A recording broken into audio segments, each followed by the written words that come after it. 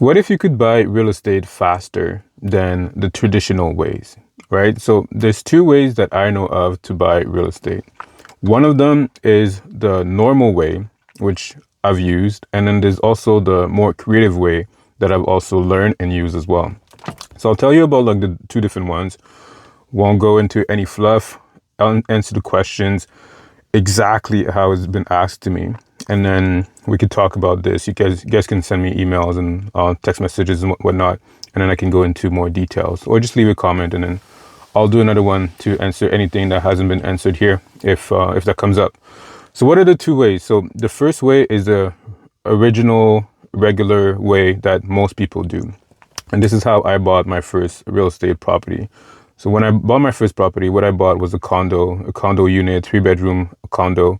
And then I lived in one of the bedrooms and then I rented the other 2 bedrooms. So now it's called house hacking, but at the time it was just that random thing that I was doing to be able to afford to buy a property and at the same time not having to pay the whole thing by myself in terms of like renting the rooms so that I could get some income from the rooms and then it would cover some of my expenses, most of them.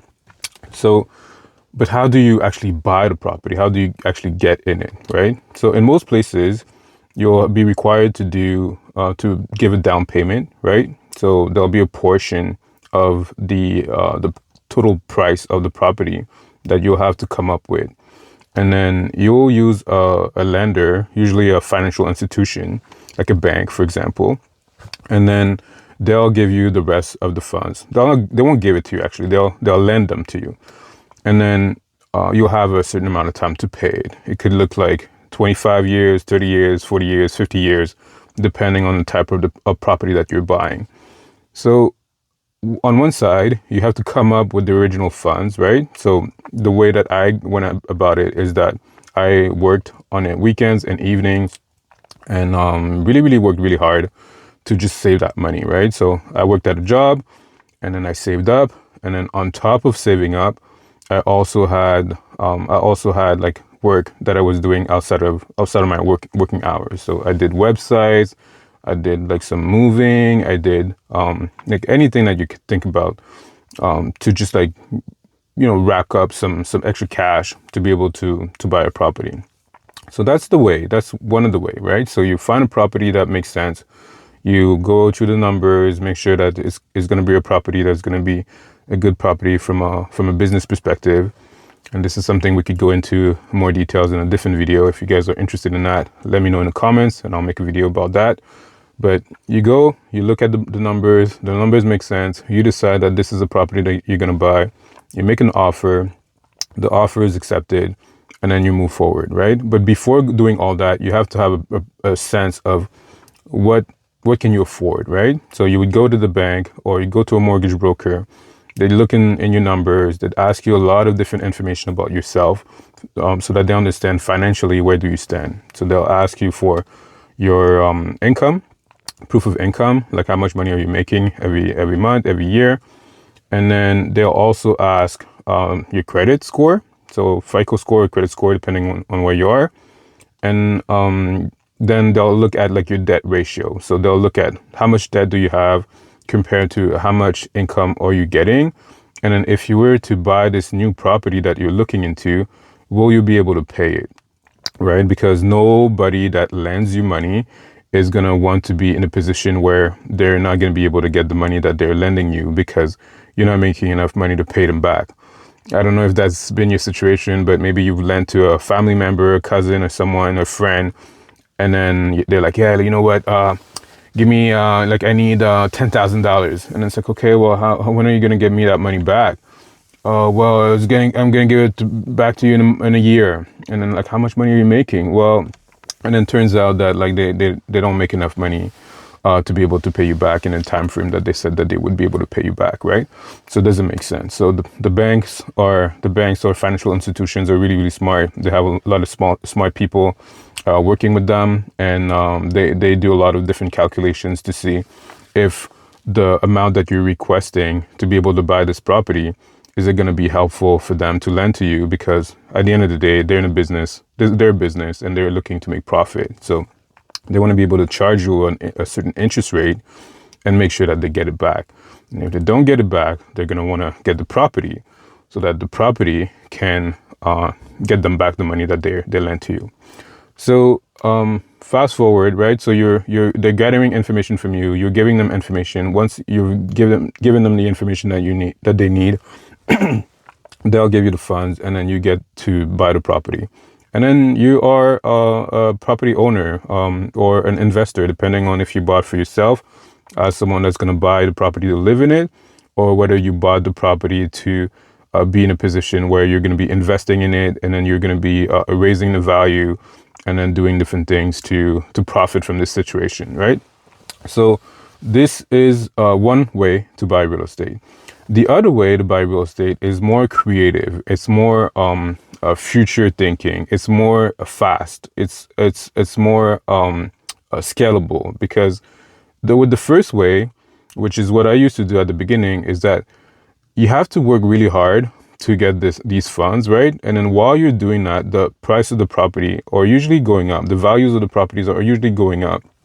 So you're catching up, right? You're saving your couple $100, a couple $1,000 every month. And then while you're doing that, you are also competing, because the property by itself, like the nature of real estate, for the most part, is that it gains appreciation. It goes up in value. So while you're saving, and then these properties are going up in value, the game that's happening is that, are you able to save fast enough or faster than the prices of the property going up, right? So if you're able to save $20,000 a month, not a month, a year, we'll make it to a year. Like, so $20,000 a year, and then the property prices are increasing $40,000, $50,000, $60,000 a year, like, you're losing, right? You're losing all that money in between that you could have gained by buying a property faster. So what do investors do to combat that, right? And then how do we put ourselves in a position where we can buy more properties faster, right? So instead of buying one property every few years, how about buying one property a year, or a few property per year, right? So what we do, and what a lot of real estate investors do that understand that game of leverage and partnership, is that we partner with other people that are in a position to help us out buy the property right now, right? So let's say you have to put a down payment, right? The same scenario. You'd have to go to the bank, or lender. The lender will lend you some of the funds, and then on the other side, you also have some money that you have to bring to the table. It could be 5, 10, 20, 30, 40, 50% of the property, depending on what type of asset you're buying, where you're buying that asset. And again, this is not financial advice. Consult someone that is professional, that, like, you can sit down with, that can give you some real advice related to your specific situation. But either way, you'll have to bring some money to the table, and then in most cases, you'll have to bring some money to the table, and then a lender will lend you the rest. So in this scenario, this new or this different scenario, this more creative scenario, you are partnering up with other people. It could be one or more people. It could also be a corporation. It could be like a person. It could be like different type of entities. You're partnering with someone, and then that someone is bringing some of the funds to the table. So an example, let's say you're buying a property. The property is like $200,000, right? $200,000. Let's say you would have to come up with let's call it 20% of that amount, right? 20% of that amount would have to come from you.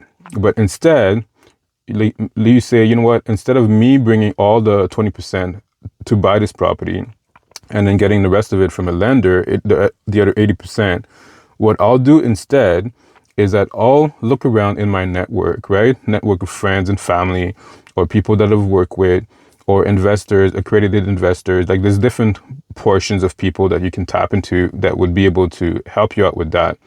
And then you say, you know what? I'll like split with you, right? I'm going to go ahead and do all the work. I found this property. I'm going to negotiate this property so that there's like money already on the buy, like there's equity in the deal. I'm going to manage it, or I'm going to take care of managing the property manager. I'm going to do everything. I'm going to use my systems. maybe I took a course, or I learned from a coach or something like that, and I'm going to use all my knowledge, all the investment of time and money and energy that I spent using to learn that skill of real estate. I'm going to give it to you, make it possible for you to benefit from that.